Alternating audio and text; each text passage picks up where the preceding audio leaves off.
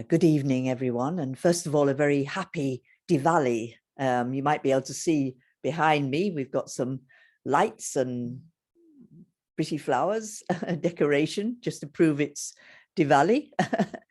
So a very warm welcome. And this evening's talk, an interesting, very interesting topic, the ultimate victory, a non-violent battlefront. And our speaker tonight is Denise Lawrence.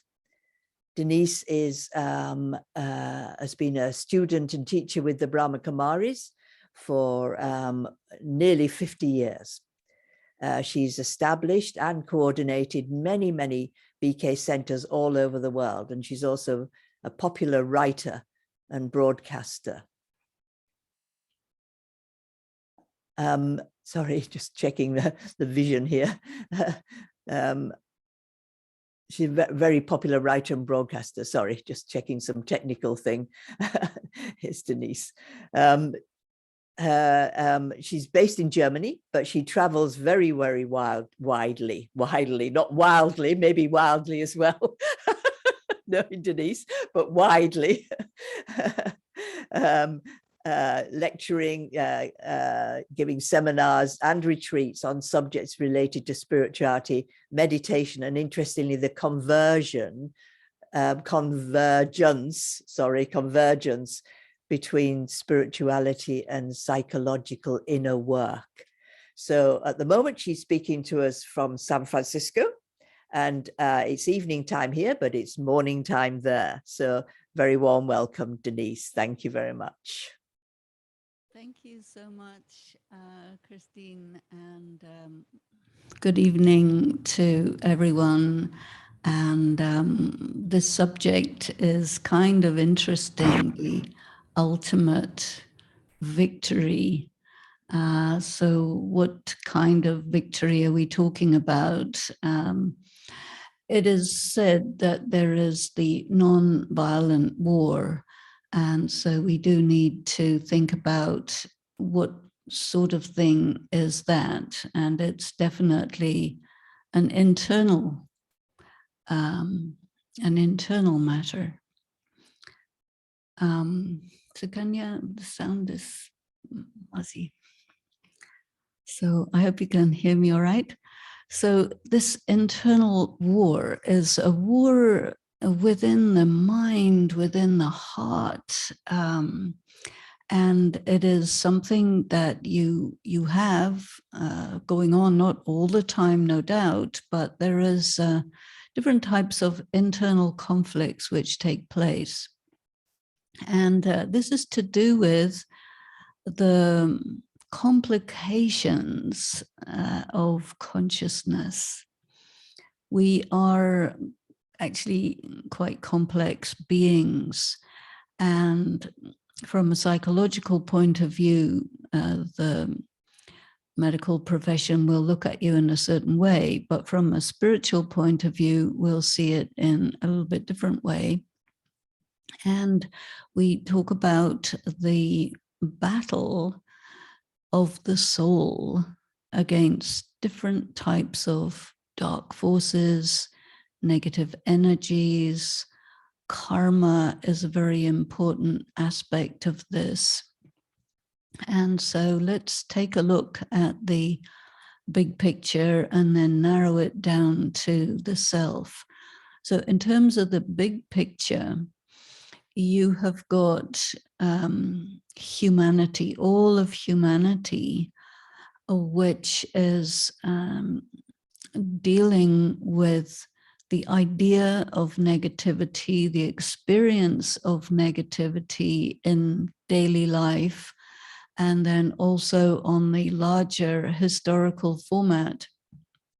Every so often, there are wars between nations, between religions, between races, and all these things that take place are called karma.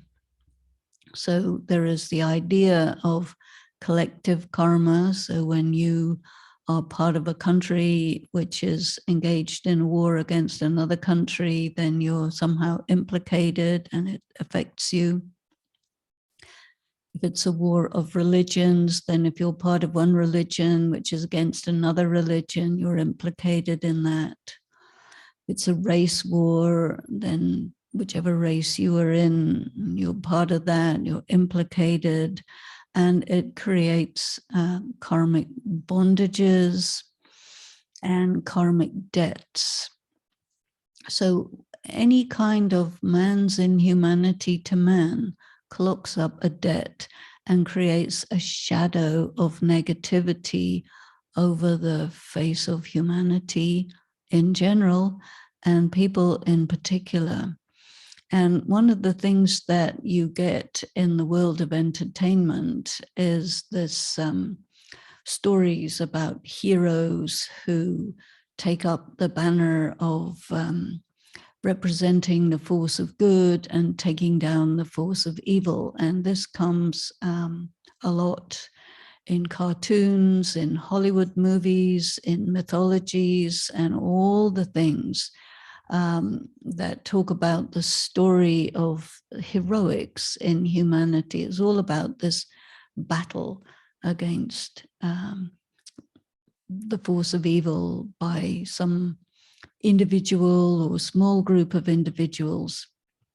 So the story always seems to be quite unbalanced, that one side is just very few and the other side is very many, but whoever is on the side of good will win. That's the story. It doesn't always necessarily happen like that, but that's the story. And when we're talking about the ultimate victory, we want to prove that that story is correct, and that if you are on the side of goodness, the side of righteousness, then you will win, and you have to play a hero part as the one who actually faces negativity and takes it down. So then how does that play out on an individual level? And where does all this negativity come from? Because it has to come from somewhere. It doesn't just come out of thin air.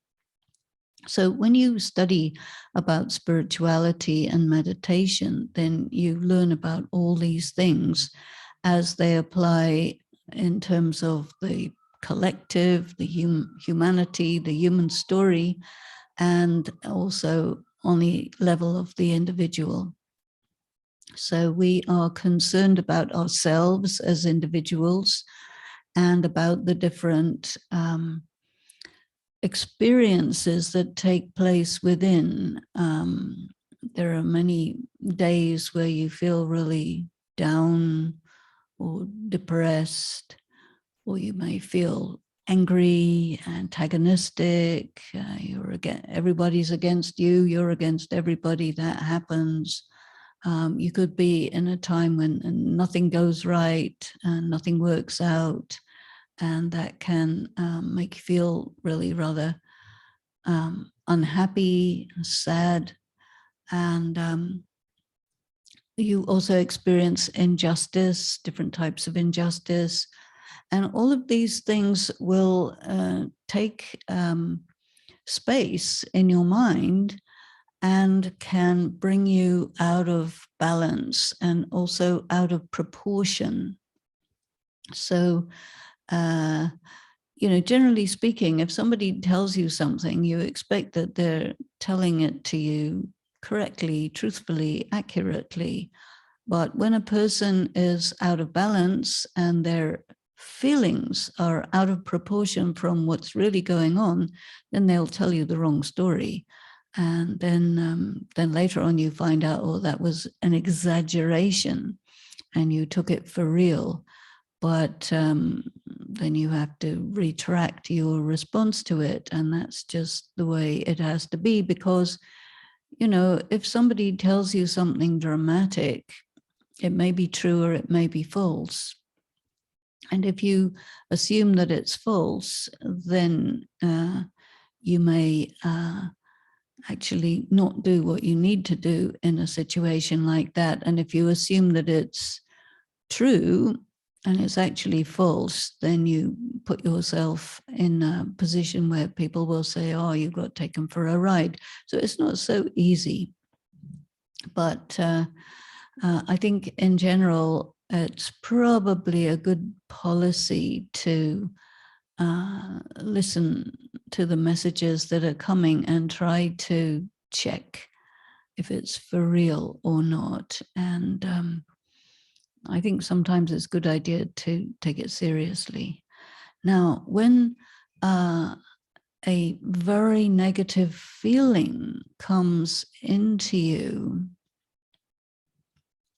and it doesn't seem to come from any reasonable source, you sometimes think there's something wrong with you, that where did this feeling come from? And sometimes it is something from maybe a few lives ago. It can be some negative thing that comes up to be settled at the time when it comes up to be settled. And you will experience this in the form of an inexplicable negative feeling. And you have to deal with it because it's strong. It wants to take you over. And you say to yourself, well, whatever it is, I have to manage it no matter what. So a good idea is not to spend too much time asking, why is this there? Because you lose a lot of time and energy for that.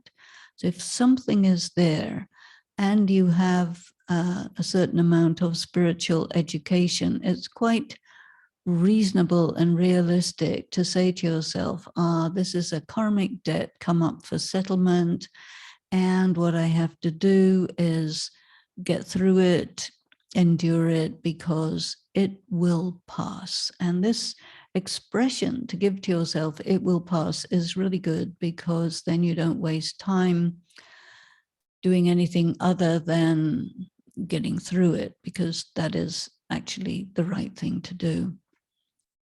Because if you try to fight it or make a big deal out of it, then you actually increase it, and then you have to have more difficulty, more suffering than you would have if you just simply just get through it. And you get experienced with this, and you say, okay, it's just a matter of getting through it. This can sometimes happen when you experience illness. And there are many, many different kinds of illnesses today. Of course, the most famous one at the moment is the COVID-19, which is the pandemic. And many, many people are afraid of it. There's a lot of conspiracy theories about it. Many people get it without symptoms. Some people get it with very severe symptoms. And if you have underlying health issues and you get it, then it can be fatal. And there are many who have died from it, quite a lot who have recovered from it, and maybe quite a lot who don't even know that they had it. This is the nature of this virus. But whatever it is, if something like this or any other illness comes, it has an effect on your body, but it also has an effect on your mind. And so with the help of the medical profession, you can take whatever measures are possible and suitable to mitigate the illness. But all of this takes time, and you have feelings about it, thoughts about it, and concerns about it. And while you are maybe on a ventilator, or you are feeling really diminished, you're not feeling yourself, you have pain, you feel discomfort, maybe it's not as bad as pain, so you're not having pain medication, but you're out of sorts, and you're in that state for a long time, and this can easily make you emotionally delicate. Maybe you feel that your needs are not being met, people are not taking care of you. You start to feel your feelings much more acutely than when you're well.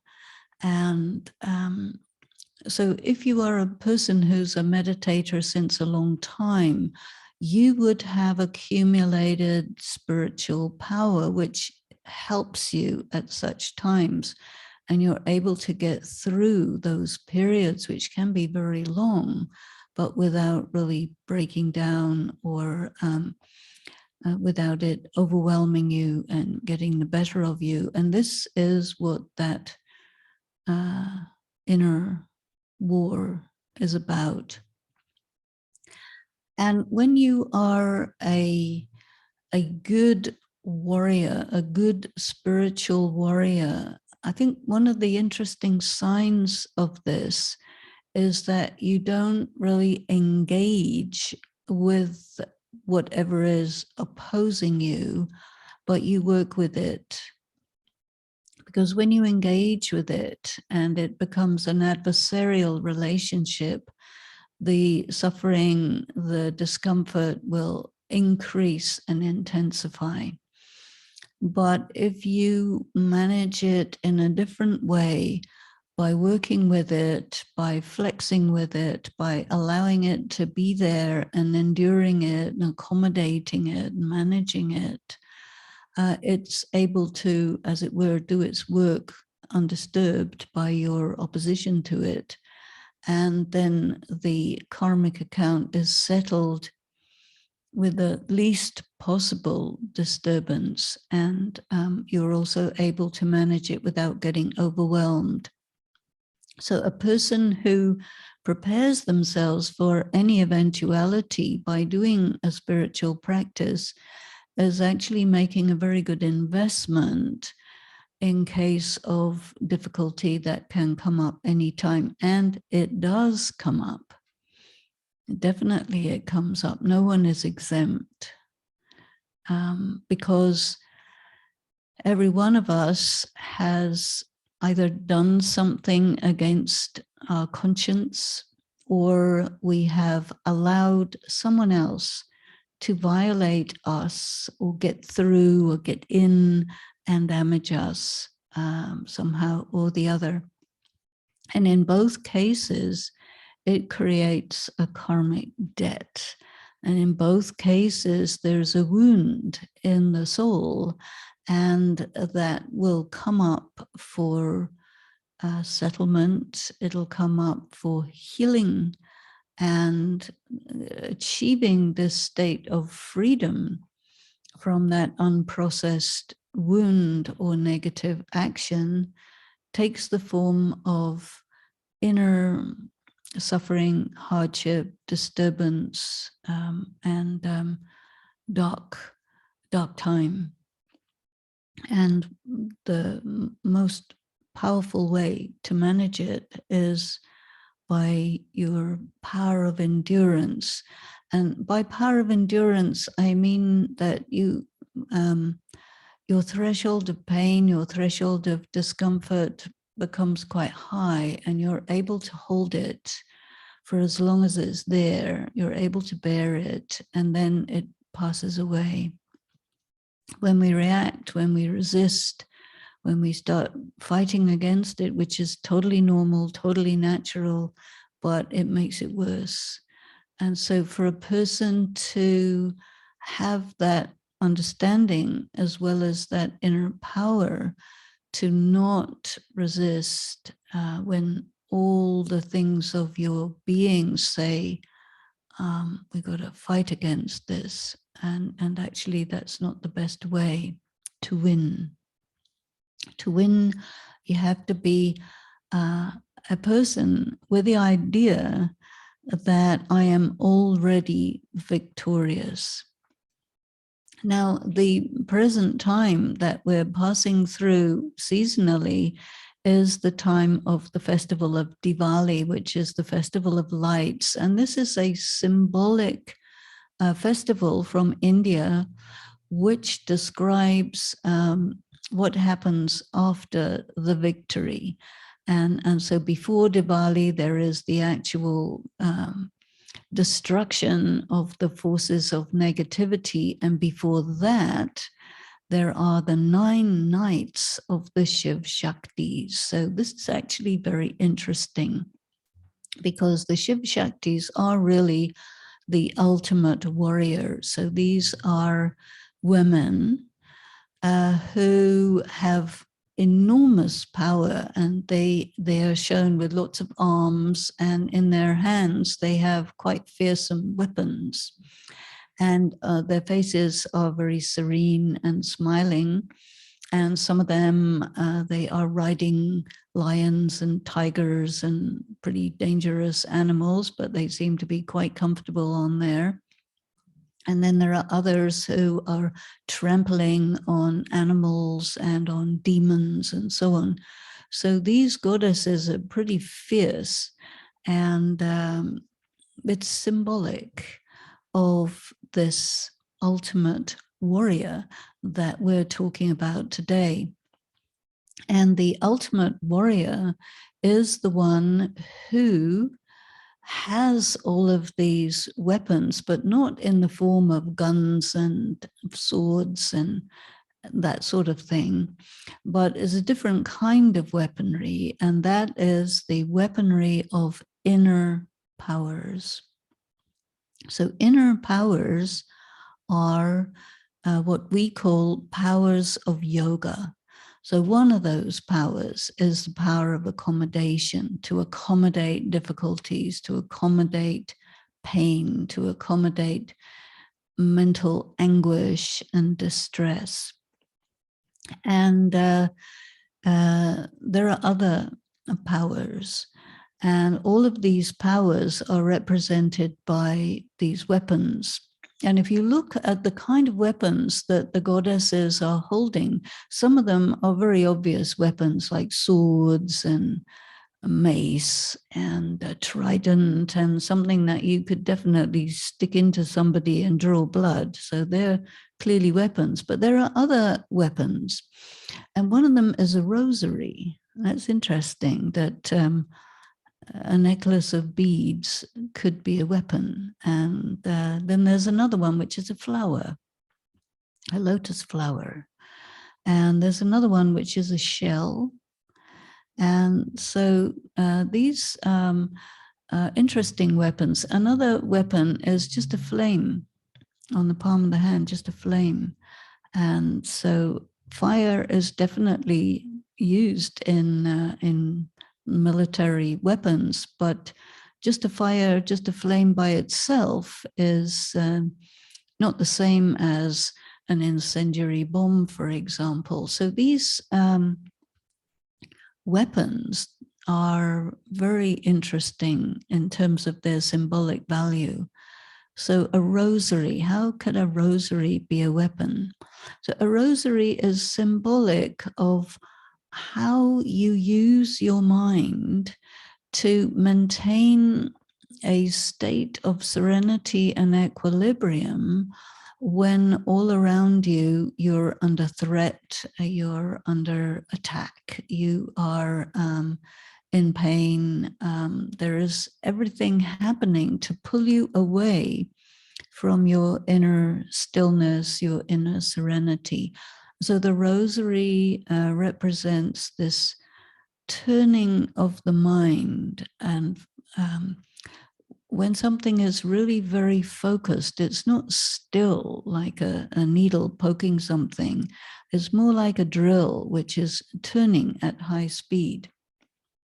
And when people are using rosaries, they are turning the beads, which means your mind has to be turning around an idea which holds your attention more powerfully than the power of an external or even an internal circumstance that wants to pull your attention and overwhelm you. So that is a very good defense weapon.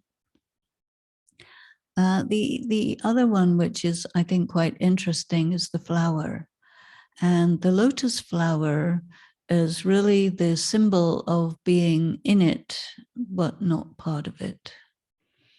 So you're in a situation, you're sick, you're in a dysfunctional family situation, you're in a professional situation where you're being maybe exploited or not treated well, and you have to take care of yourself in the midst of that because you don't want to be taken down by something like that. So you use the flower. And the flower is that, yeah, you're there, and they may be shouting at you or sending you unpleasant messages or sexual harassment or all the sorts of things that happen.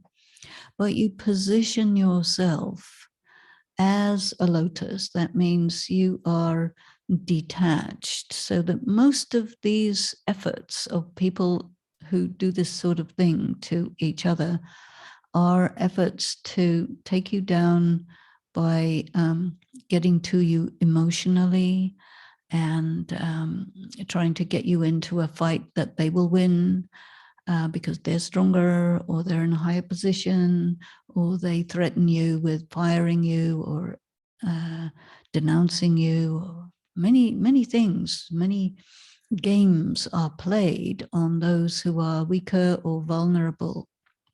But you have your flower, which they will not see, but it is an instrument symbolic of detachment, where you are not able to be got at by any of these efforts to get to you. And your ability to stay in your stage of detachment and in your power is something that will eventually win the day, because they run out of tricks and then they have to go away and leave you alone. And you have to be slightly terrifying so they don't come back again.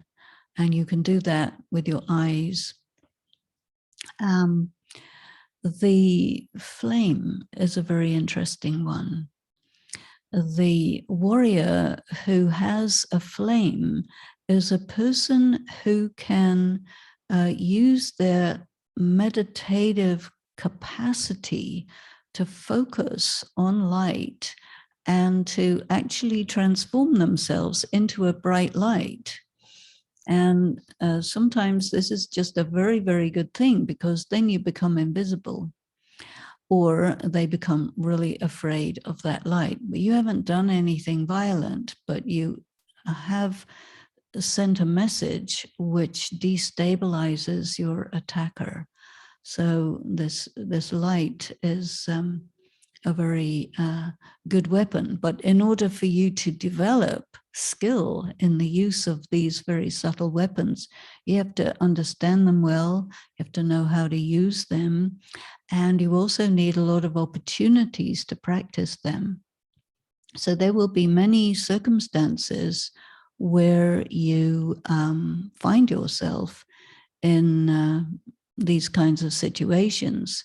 And every time that happens, understand that you have put it out to the universe that you want to get skilled in the use of these weapons. And so you'll get opportunities to practice. And sometimes you will win, sometimes you will lose. So if you win, that's great.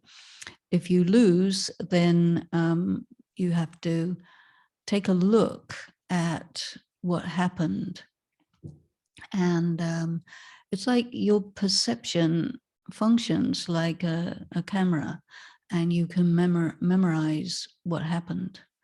And so look very, very carefully at that footage in your mind to be able to calculate exactly what you did, which made it possible for you to lose that particular scuffle.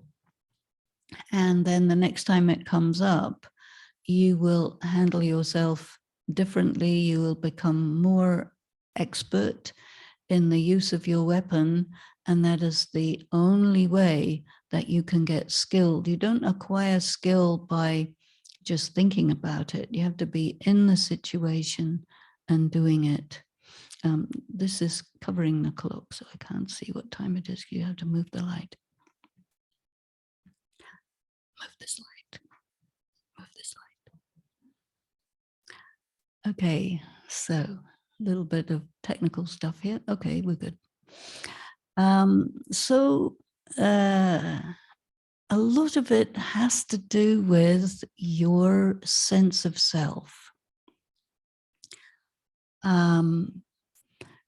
If you are in spiritual practice, one very important thing is that you need to be able to see very clearly who you are and be willing and ready to assert that in circumstances where many people around you see you through a filter that doesn't allow them to see who you are, but which is more like projection. And so it's very important in the nonviolent war to understand when someone is projecting their preconceptions on you and they see you as something low, something they don't like, something that is connected with their prejudices, and you may somehow be someone that they're prejudiced against. They won't say it, but you have to be able to understand what's going on, because there are a lot of games that happen. And the games are that people will say one thing, but they will have some other thing going on the inside. They have a different agenda, they have a different motivation. And so they will attempt to manipulate you, to deceive you, to get you to put yourself in traps or to trap you. And you need to be very discerning. So the third eye is a very, very helpful weapon. And the third eye is like a power of discernment, where you're able to pick up the difference between what someone presents as being the reality and the vibration going with that says there's a dissonance here. And so that means that that person is lying, that person is misrepresenting themselves to you, that person has another hidden agenda. And your third eye is a good weapon because you can see what their hidden agenda is. So then instead of responding to what they want you to respond to, you respond to the reality. And when you're responding to the reality, then you're in your power and the circumstances are under your control because you didn't get deceived. And so especially in spiritual practice, you get a lot of tests of deception. And spiritual practice is done in the context of society. And so you have the social system of your family and all the different personalities who are there. And if you're talking about the extended family, there can be a lot of people. And there are some cultures of the world where there's just the whole extended family is together, and you have to deal with many karmic accounts and different people's different agendas, and you have to find your way through that obstacle course. And so that also enables you to develop a lot of skills there. In the same way, in your professional environment, there are other people. It's usually very competitive, and a good way to compete in many people's eyes is not to be better at and meritorious and so on, but to put down everybody else. And then in that way you rise. And so that means all these games are going on. And so you need to see who you can trust, who you cannot trust. If you are a really deeply clear and honest person, then it becomes very difficult for people to deceive you because you will get a little signal. But the thing is this, sometimes you get people who are very honest, but they're also very naive as well as honest. So you can't afford to have that combination, because then you will doubt the signals and give the benefit of the doubt to the person who is trying to deceive you. So it's very important not to be naive, and to listen to the signals that come to you from within. These are signals from your intuition, from your conscience, that let you know what's going on. And you need to have faith in that, even though all the appearances are just fine. But there's this little vibration that says, everything looks good, but it's not good. So watch your back and take care, because there's a trap happening here. So be alert and sidestep these kinds of traps. And then you win that particular skirmish.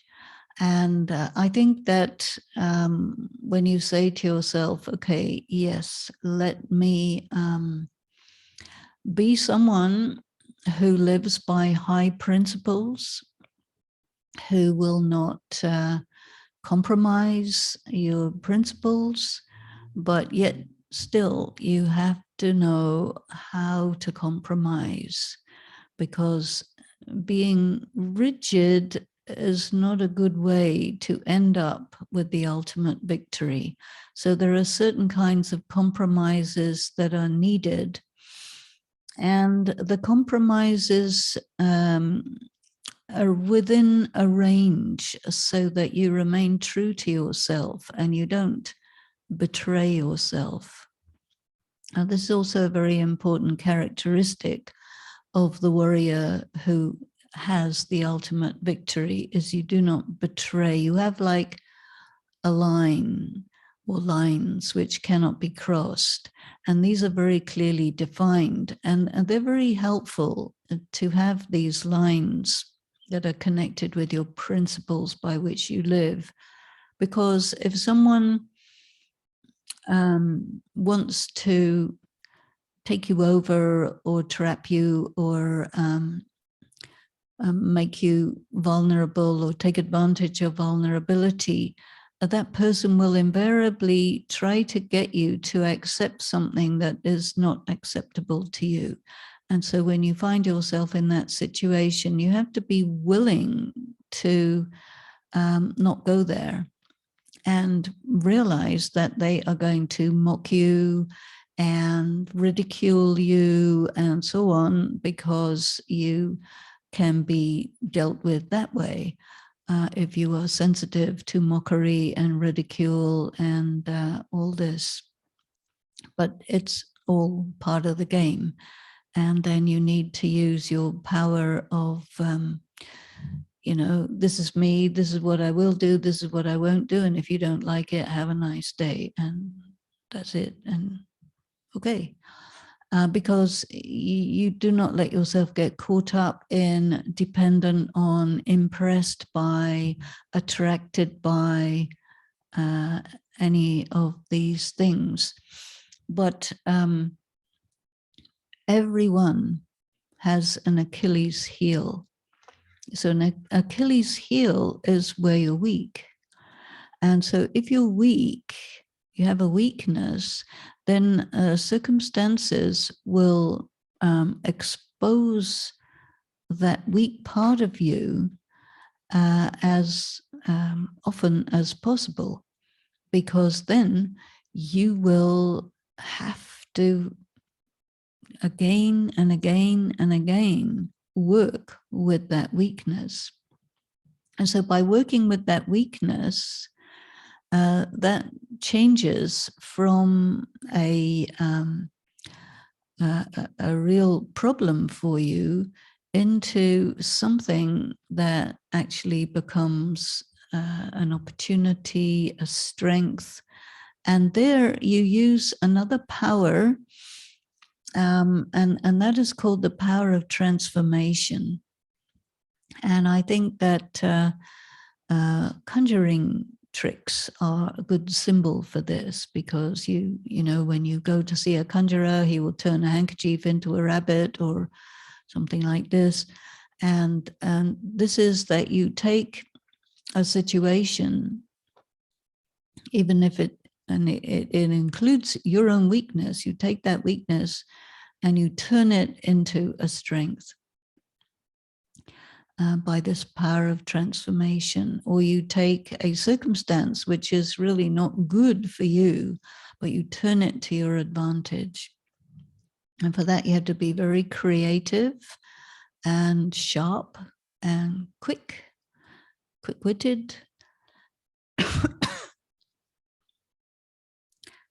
And then you win. These weaknesses, susceptibilities, self-doubt, not realizing your value. Maybe you've had many, many years, people have diminished you or denied you your rights, denied you opportunities that you have a right to. And there is a lot of this that goes on in the world. And many people, they accept that and they absorb it, and then they lose themselves in all of that. So a very important part of an ultimate warrior's preparation is to be very clear who you are and not to mind if nobody reflects that or validates that. From a psychological point of view, when people are growing up, they really need their parents to reflect them as they are, because this is how they find themselves. And when you grow up in a dysfunctional family, or where there's prejudice against you for one reason or another, they will reflect you back incorrectly, and that will create moral confusion in the child, and that will remain with the person all the way into adulthood. And that person has to get over that. And that is a big piece of psychological work, but it's also spiritual work, because there's I think a bit of a blurred line between where psychology finishes and spirituality starts. And in many cases, it's the same thing. But definitely to see yourself as who you really are is, I think, probably beyond the psychological side of things, because psychological work means you want to come back to normal. But spiritual work is you want to transcend the ordinary. You want to transcend the everyday and find a dimension of yourself which is greater than the normal. And sometimes people talk about finding your greatness. And I think that there are many people who have extraordinary capacities, but don't really have enough faith in the self to demonstrate that, to allow themselves to ride on that. And so there are many situations where you need to achieve victory, because every time you achieve victory in any situation, it helps you to accept your greatness. It helps you to accept that whatever people were saying about you is absolutely nonsense, and that you are someone with power, with talent, with value, with importance. You have a great contribution to make. And if we wait for somebody else to tell us you're wonderful, marvelous, and fantastic, that probably won't happen. Or if it does happen, maybe flattery, and that's not going to help. So by your accomplishments, which reflect you back to yourself, you also achieve another kind of weapon, which is a kind of faith in yourself.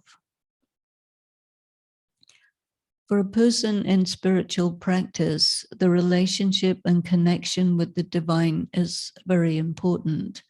And when we do meditation and study spirituality, what we're looking at especially is the self as an invincible, immortal, eternal soul, a being of light who cannot be destroyed. And if you know that you cannot be destroyed as a spiritual being, and you identify yourself with that extremely powerful, real, invincible, but intangible aspect of yourself, then that's a very important weapon right there. And the soul may be weak, no doubt. There is weakness in souls.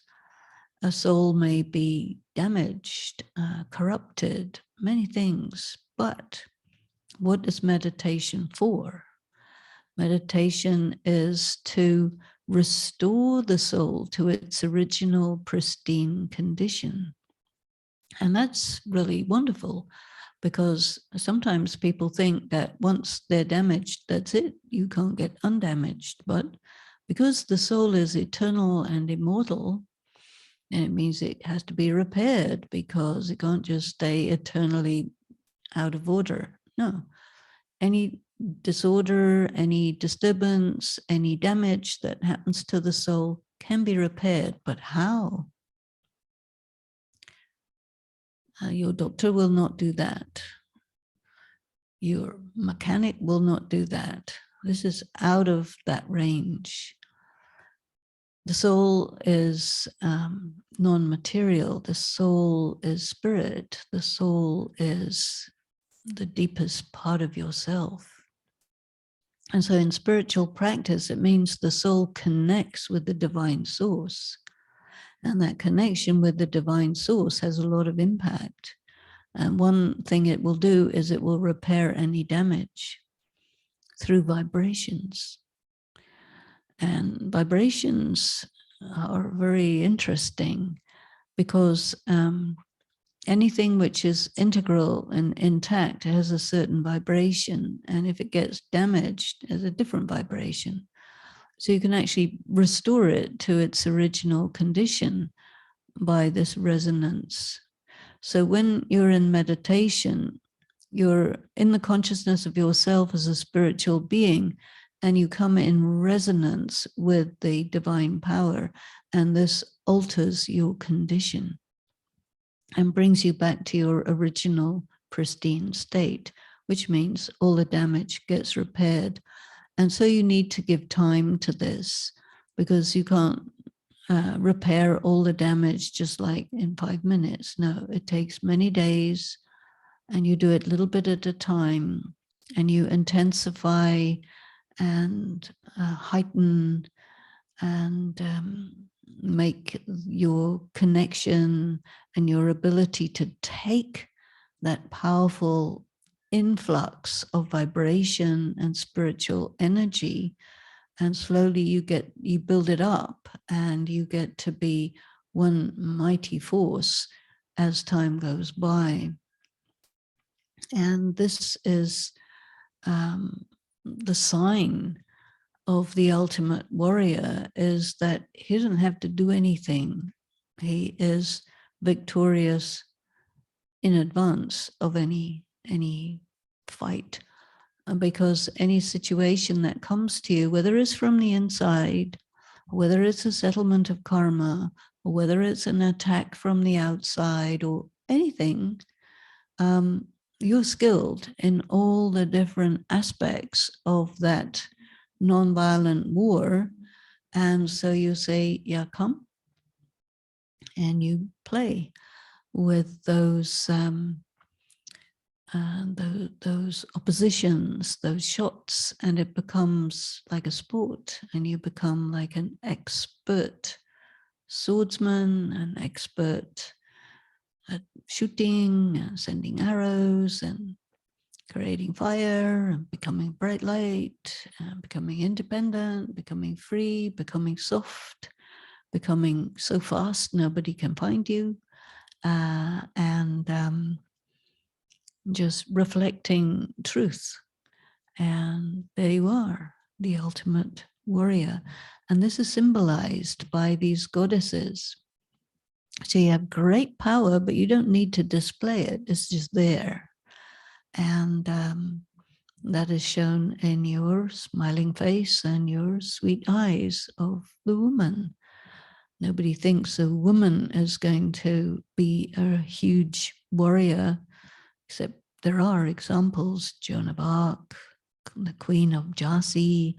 There are many powerful women, warriors, but the subtle, secret, inner, ultimate warrior is the right of every man, woman, and perhaps even child. So let us have a few moments together of meditation to practice this wonderful way of tuning with yourself, going deep inside. And it's simply a matter of thought. Just allow yourself to turn within. Take a few moments to do that. And to feel that inner beautiful self that you are, the pure being of light, invisible, beautiful, loving, and very powerful. All this contained in an infinitesimal point of light, energy.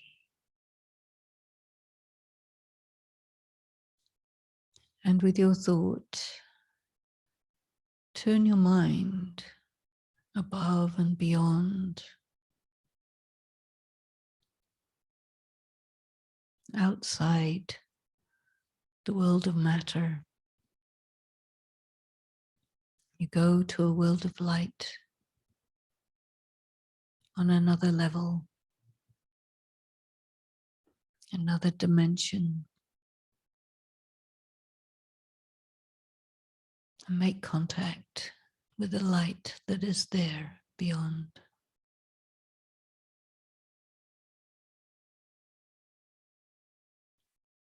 Point to point with a ray of light connecting the two. This is yoga.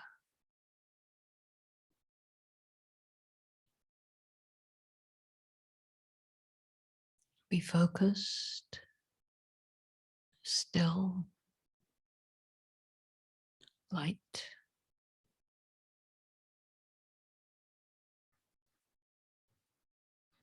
Be open to receive the resonance, the power,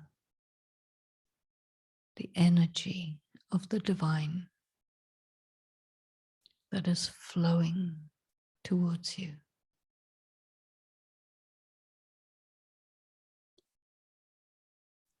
Feel that resonance. Become part of it. Let it be part of you.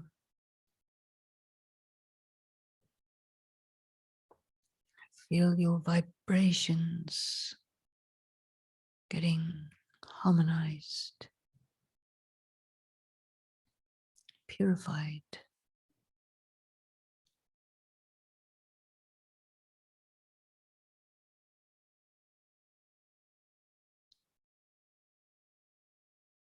And you feel yourself to be more real, different. You found yourself. Don't let yourself go again.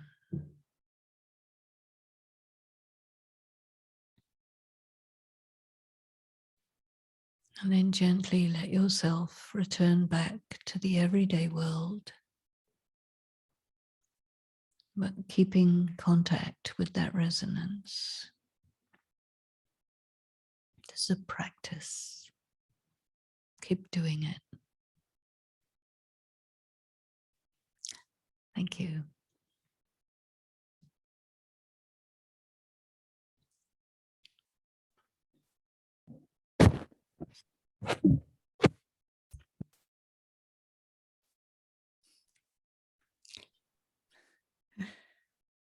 Thank you.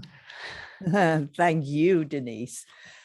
Oh, well, there's so much you shared that I don't even think that I'll try. I think I shall need to listen to it again on our catch up. But I was fascinated by this whole idea of the battlefield and the non-violent warrior, really. And just a few things that I'm just going to pick out for myself, but I want to think about it more.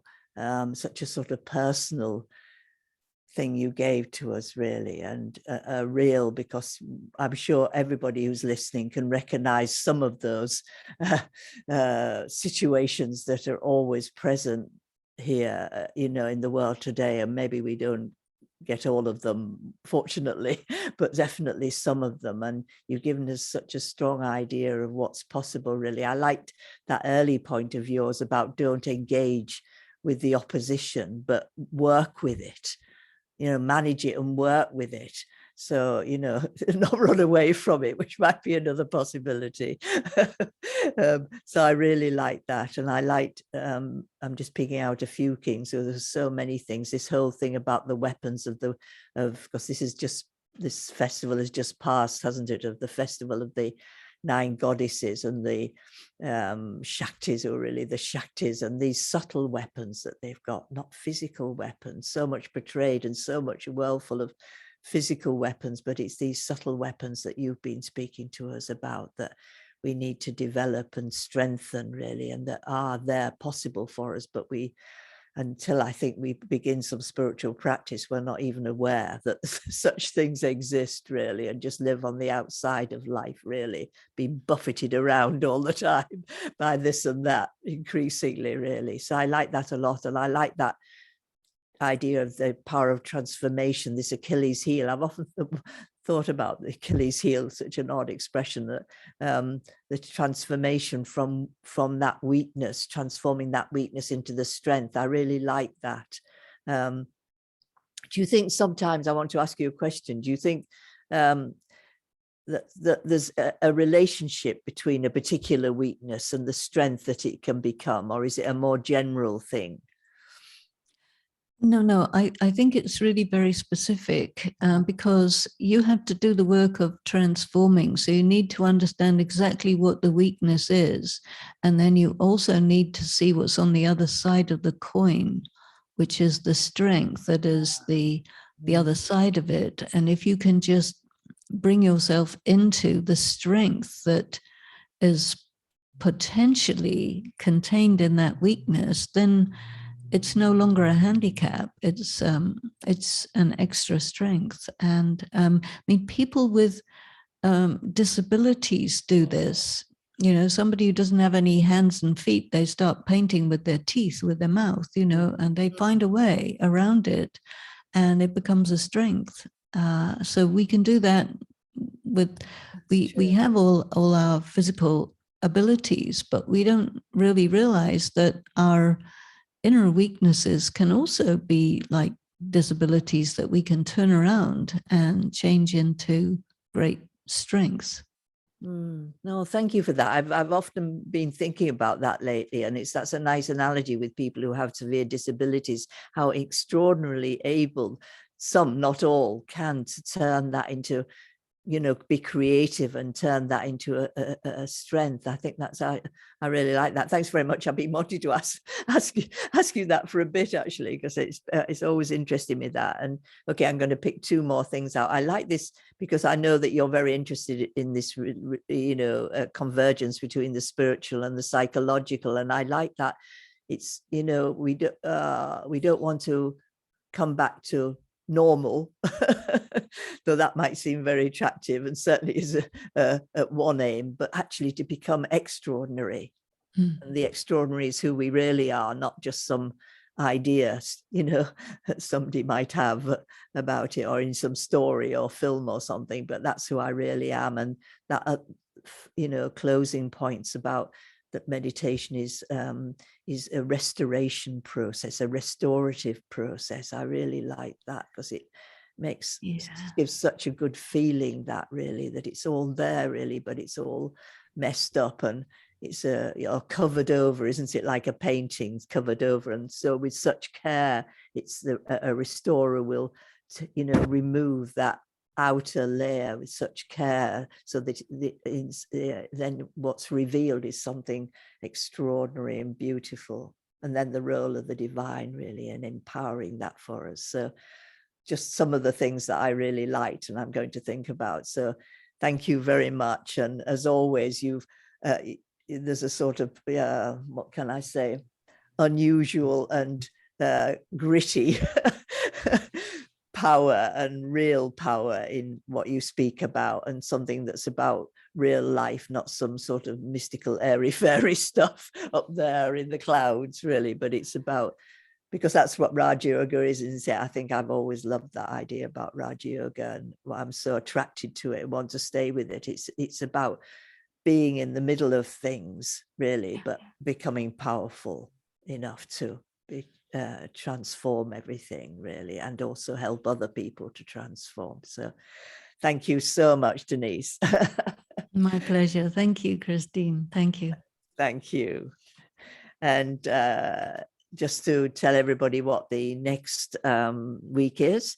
Next week, our speaker is Marcelo Bulk, and he's the national coordinator of the Brahma Kumaris in Colombia.